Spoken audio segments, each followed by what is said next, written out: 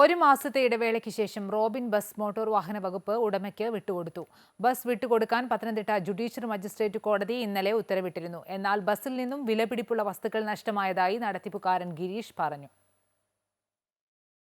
കഴിഞ്ഞ മാസം 24-ന് പുലർച്ചെയാണ് റോബിൻ ബസിനെ MVD പിടിച്ചെടുത്തത്. തുടർച്ചയായി പെർമിറ്റ് ലംഘനം നടത്തുന്നുവെന്ന് ചൂണ്ടിക്കാണിച്ചായിരുന്നു നടപടി. തുടർന്ന് ഉടമ പിഴയടച്ച സാഹചര്യത്തിൽ ബസ് വിട്ടുകൊടുക്കാൻ ഇന്നലെ പത്തനംതിട്ട ജുഡീഷ്യൽ മജിസ്ട്രേറ്റ് കോടതി ഉത്തരവിടുകയായിരുന്നു. 26-ന് പുലർച്ചെ മുതൽ പത്തനംതിട്ടയിൽ നിന്നും വീണ്ടും സർവീസ് തുടങ്ങുമെന്ന് നടത്തിപ്പുകാരൻ ഗിരീഷ് ബസ് പുറത്തിറക്കിയ ശേഷം അറിയിച്ചു. ഇതുവരെ നിയമം പാലിച്ചാണ് സർവീസ് നടത്തിയത്. വണ്ടിക്ക് ടാക്സ് അടച്ച് കയറ്റിയിടാനല്ല സർവീസ് നടത്താനാണ് ഹൈക്കോടതി പറഞ്ഞിരിക്കുന്നത്. MVD ഉദ്യോഗസ്ഥർ ഫൈൻ അടിച്ചാൽ ഇനിയും കോടതിയിൽ പോകുമെന്നും ഗിരീഷ് അറിയിച്ചു.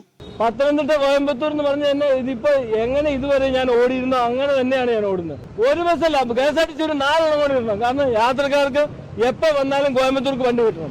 ബസ് പുറത്തിറക്കിയ സമയത്ത് അതിനുള്ളിൽ സൂക്ഷിച്ചിരുന്ന ബസ്സിലെ സെക്കൻഡ് ഡ്രൈവറുടെ 48,500 രൂപയും 5 പവന്റെ സ്വർണ്ണമാലയും നഷ്ടപ്പെട്ടതായി ഗിരീഷ് പറഞ്ഞു. MVD ഉദ്യോഗസ്ഥരാണ് അതെടുത്തത്. ഇതുമായി ബന്ധപ്പെട്ട് കേസുമായി മുന്നോട്ടു പോകുമെന്നും അദ്ദേഹം അറിയിച്ചു. എന്നാൽ നിലവിലെ നിയമപ്രകാരം മാത്രം ബസ്സിന് സർവീസ് നടത്താമെന്നും അല്ലാത്ത പക്ഷം നടപടി നേരിടേണ്ടി വരുമെന്നുമാണ് മോട്ടോർ വാഹന വകുപ്പ് അറിയിക്കുന്നത്. അമൃത ന്യൂസ്, പത്തനംതിട്ട.